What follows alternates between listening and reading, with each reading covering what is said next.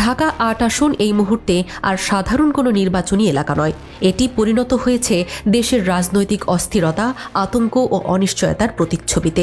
আলোচিত তরুণ রাজনৈতিক নেতা ও সম্ভাব্য সংসদ সদস্য প্রার্থী ওসমান হাদিকে দিনের আলোতে গুলি করার ঘটনার পর পুরো রাজধানী জুড়ে নেমে এসেছে গভীর উদ্বেগ। বর্তমানে তিনি হাসপাতালে চিকিৎসাধীন, জীবন ও মৃত্যুর মাঝামাঝি অবস্থানে রয়েছেন। এই হামলা কেবল একজন ব্যক্তিকে লক্ষ্য করে চালানো হয়নি, বরং এটি ঢাকার সবচেয়ে গুরুত্বপূর্ণ রাজনৈতিক কেন্দ্রগুলোর একটির ওপর সরাসরি আঘাত হিসেবে দেখা হচ্ছে। ফলে এই ঘটনার পর থেকেই ঢাকা ৮-এর রাজনৈতিক হিসাব নিকাশ সম্পূর্ণ নতুন করে সাজাতে হতে পারে। ওসমান হাদি শুধু একজন প্রার্থী ছিলেন না, তিনি ছিলেন জুলাই আন্দোলনের সময় সাহসী কণ্ঠ, আপোষহীন অবস্থান এবং রাজপথে দৃঢ় উপস্থিতির প্রতীক। তরুণ সমাজের একটি বড় অংশ তাকে ভবিষ্যৎ নেতৃত্ব হিসেবে দেখছিল। ঢাকা ৮ আসনে তার জনপ্রিয়তা এবং গ্রহণযোগ্যতা দিন দিন বাড়ছিল, যা রাজনৈতিকভাবে তাকে একটি শক্ত অবস্থানে নিয়ে গিয়েছিল। কিন্তু আজ তিনি হাসপাতালের শয্যায়, আর তার এই অনুপস্থিতি শুধু মানবিক নয়, রাজনৈতিক দিক থেকেও এক বিশাল শূন্যতা তৈরি করেছে।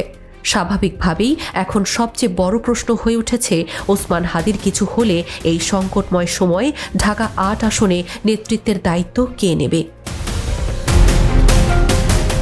এই প্রশ্নের উত্তর খুঁজতে গিয়ে রাজনৈতিক অঙ্গনে সবচেয়ে বেশি উচ্চারিত হয়েছে ডাকসুর ভিপি সাদিক কায়েমের নাম।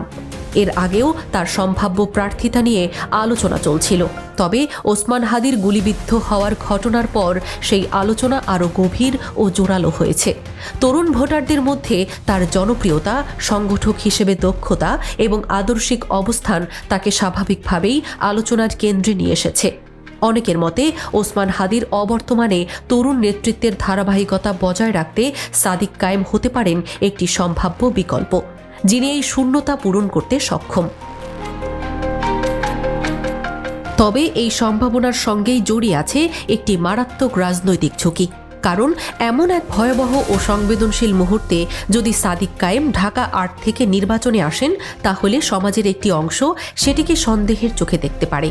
কেউ কেউ প্রশ্ন তুলতে পারেন, ওসমান হাদির ওপর হামলার পেছনে কি কোনো রাজনৈতিক লাভবান হওয়ার পরিকল্পনা কাজ করছে কিনা। বাস্তবে এমন অভিযোগের কোনো ভিত্তি না থাকলেও রাজনীতিতে সন্দেহ ও গুজব অনেক সময় বাস্তব সত্যের চেয়েও ভয়ঙ্কর হয়ে ওঠে এবং প্রার্থীর ভাবমূর্তিকে গুরুতরভাবে ক্ষতিগ্রস্ত করতে পারে। আরেকটি গুরুত্বপূর্ণ বিষয় হল দলের অভ্যন্তরীণ রাজনৈতিক বাস্তবতা। দীর্ঘদিন ধরে প্রচলিত নিয়ম অনুযায়ী জামায়াত সাধারণত সদ্য ছাত্র রাজনীতি থেকে উঠে আসা নেতাদের সরাসরি জাতীয় সংসদের মতো গুরুত্বপূর্ণ আসনে প্রার্থী করে না। এই রাজনৈতিক প্রথা সাদিক কায়েমের ক্ষেত্রে বড় একটি বাধা হয়ে দাঁড়াতে পারে। তবে রাজনৈতিক ইতিহাস বলে, সংকটের মুহূর্তে দলগুলো অনেক সময় নিয়মের বাইরে গিয়ে সিদ্ধান্ত নিতে বাধ্য হয়, বিশেষ করে যখন জনমতের চাপ ও রাজনৈতিক বাস্তবতার সামনে এসে দাঁড়ায়। ঢাকা ৮ আসন এমন একটি এলাকা যেখানে রাজনৈতিক সিদ্ধান্ত শুধু স্থানীয় পর্যায়ে সীমাবদ্ধ থাকে না, এর প্রতিধ্বনি ছড়িয়ে পড়ে গোটা রাজধানী এবং জাতীয় রাজনীতিতে।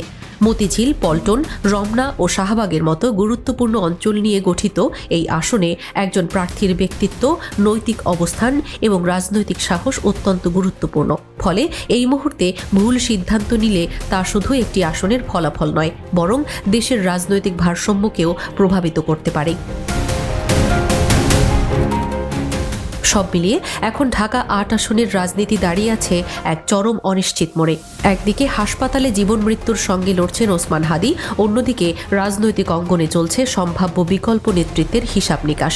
সাদিক কায়েম হন কিংবা অন্য কেউ, এই আসনে প্রার্থী হওয়া মানেই শুধু নির্বাচনী লড়াই নয়, এটি হবে বিশ্বাস, নৈতিকতা, জনমত ও রাজনৈতিক সাহসের এক কঠিন পরীক্ষা। আগামী দিনগুলোই বলে দেবে ঢাকা ৮ কোন পথে হাঁটবে এবং এই সংকট দেশের রাজনীতিকে কোন দিকে নিয়ে যাবে।